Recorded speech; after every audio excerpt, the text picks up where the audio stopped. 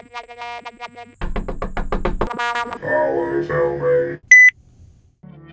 don't know if you've ever skated Machba, or Love Park, or the Ave Bench. I do know that you've skated an Element flat bar.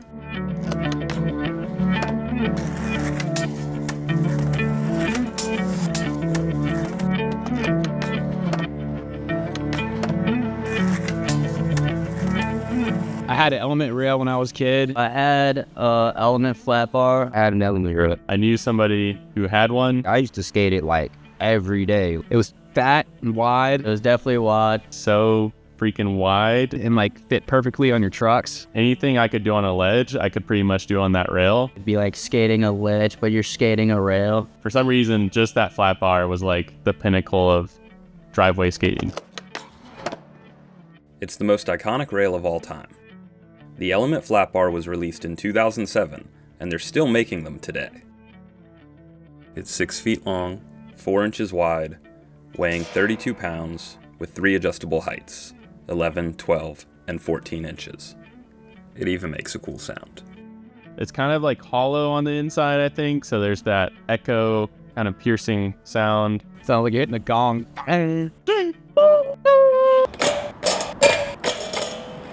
The driveway skateboarding sound of that Element flat bar rail. Since its release, the Element flat bar has been a staple of driveways and skate parks around the world. You seen the Element, you skated the Element rail. Somebody you knew had an Element rail. Either they had a flat bar or they knew someone who had a flat bar. Whether it's a garage, came to assess, some DIY. Always skated the Element rail because it was like the best rail we had, obviously. And I think it's such a keystone in growing up skating at a driveway.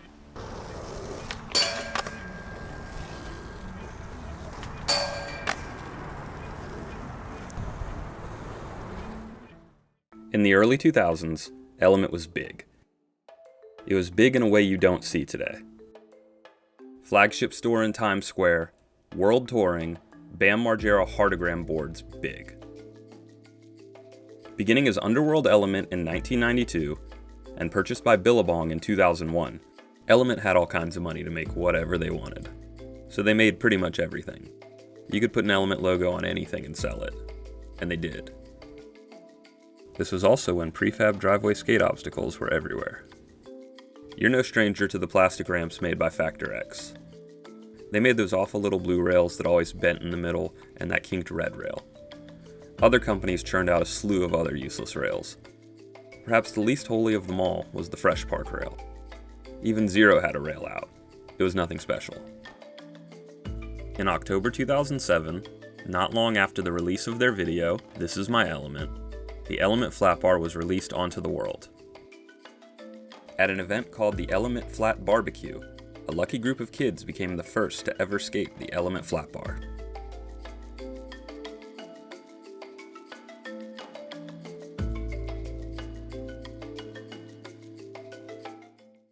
Next came a video of the Element team skating a pair of the rails. The team was stacked, with Tosh, Leo, Sebo, Colin, and Chad Timtim. It's a bit of a hidden gem.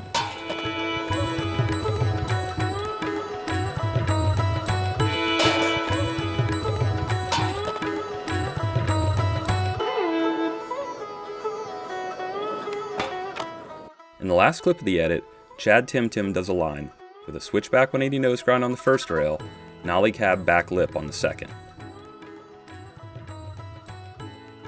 Element put on a contest where viewers could send in clips of themselves doing either of Chad's tricks for a chance to win a rare gold Element flat bar.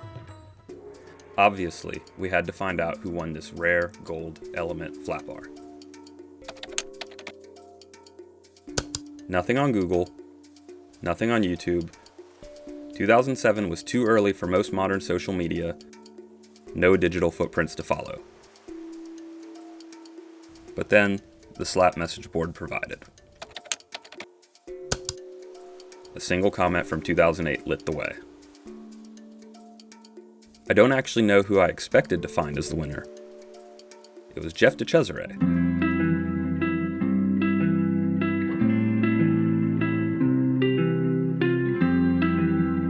So I didn't have anything to skate where I grew up. I just had my own little flat bar in my, not the Element one, a different flat bar. So every day I would come home, try to learn a new trick on it. I would film it, post it on YouTube. That was like my thing. I just happened to be on the Element website and I saw they were having this contest. I think it was 2 tricks you could do to win this flat bar. I had already done one of them on my own flat bar, and I'm like, oh, well, I already did this, so I can just send it. Maybe I'll win. As soon as I saw that, I just sent them the clip and I won. I skated the shit out of that gold rail. I mean, I still have tons of videos on my YouTube of me skating that thing. I used to take this rail like everywhere with me. Like I would put it in the back of my car, and I didn't have a big car. This rail just became a nuisance. So one of the friends in my group, I was like, hey, can I just leave this at your house? I think I left it there, and then maybe I went down to college and I kind of just forgot about it. For all I know, it could still be at that dude's house.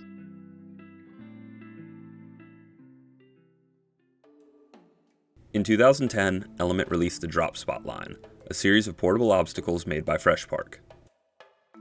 They were mainly foldable obstacles, the idea being that you'd drop a spot down wherever you were.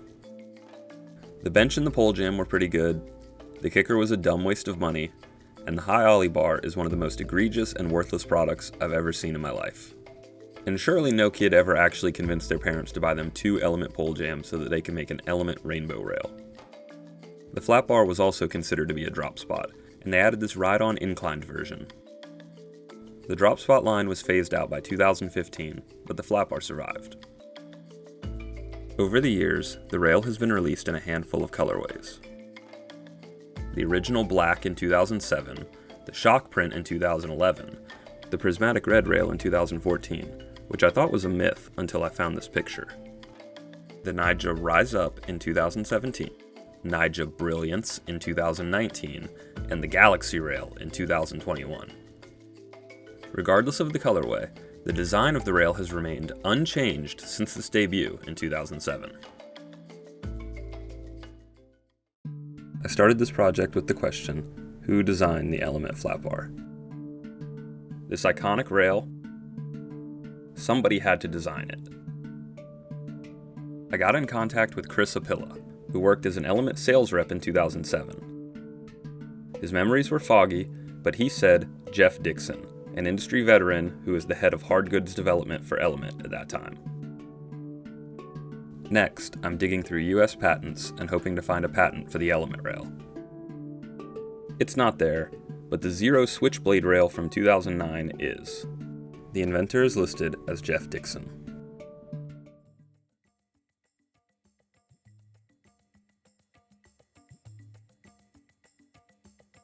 So basically, when I first started at Element, it was under Giant Skateboard Distribution. And I was the production and product development guy for all of the hard goods at that point in time. I did like board shapes and wheel shapes and, just different graphic applications. And then at one point, Billabong came in and bought Element. At the time, we were like making band boards and cardigan boards, and it was kind of the heyday of like what was happening at Element. We could make almost anything, and it was selling really well. Element was getting bigger and bigger and bigger. They started making footwear. For me, the goal was always to like use the success to like make stuff for skateboarders. The majority of people that worked there were skateboarders, and we skated every day at lunch, and we would have ledge boxes that we built out back, and we'd skate all that sort of stuff. And at the time, there were flat bars that existed. Most of them were like skinny round bars, or like if it was a square bar, it's a real skinny one. We had one of those, but I kept thinking like, man, I just want to be able to grind a flat bar. Like, I'm going to kill myself if I try to grind this like skinny round bar. Like, I'm just not that good of a skateboarder to do like a 5-0 grind on a round bar. I had convinced myself that we should make a real big, chunky, square flat bar. So that's what I did. I originally designed the first prototype that we made was actually 4 inches by 4 inches. So it was a gigantic metal beam. It was massive. It was ridiculously heavy, but it was in essence the same sort of length as what we ended up making for production. but it was this giant 4x4 piece. And we got an original sample made, and we all skated in the parking lot. It was like affectionately sort of nicknamed Brutus was the sort of stupid nickname that everyone called it. One, it was heavy, so it was difficult to ship. And then two, it was a lot of metal, so it was really expensive. Our sort of thinking was that, like, even if it was something that was expensive and even if there wasn't a real lot of profit margin, we should make it anyway. Most retailers didn't want to buy like 2 or 3 flat bars from us because the amount that it would cost from a shipping standpoint was more than the flat bars were worth. And then it just sort of dawned on me that it didn't need to be 4x4 square. It really only needed to be 4 inches wide. Like, that was the only part that mattered as far as being able to grind it. So then we cut down the height of it, and basically it just like saved half the shipping cost, and it made it super feasible for us to produce it and then be able to ship it to customers that wanted it. As far as the Zero one, it's kind of interesting. They had this massive indoor skate park, and I was like, this is where I need to be. They actually had a couple flat bars there, and he kept talking about, yeah, these things are sick, but it kind of sucks. It'd be cooler if it was smaller and you could put it in your car. His comment made me think, like, man, what if this thing could like fold in half, you know? Fuck, how do you fold it in half? Like, that's kind of weird, you know? Eventually we just sampled it with a hinge on the bottom. Basically, the internal piece had a slot in it so you could unscrew the cotter pin and you could slide it to one side. The hinge was on the bottom, so then you could fold it in half, and the legs are all set so that they kind of clear each other at least a little bit. And it was small enough that you could put it in the trunk of a Honda Civic and take it wherever you wanted to take it.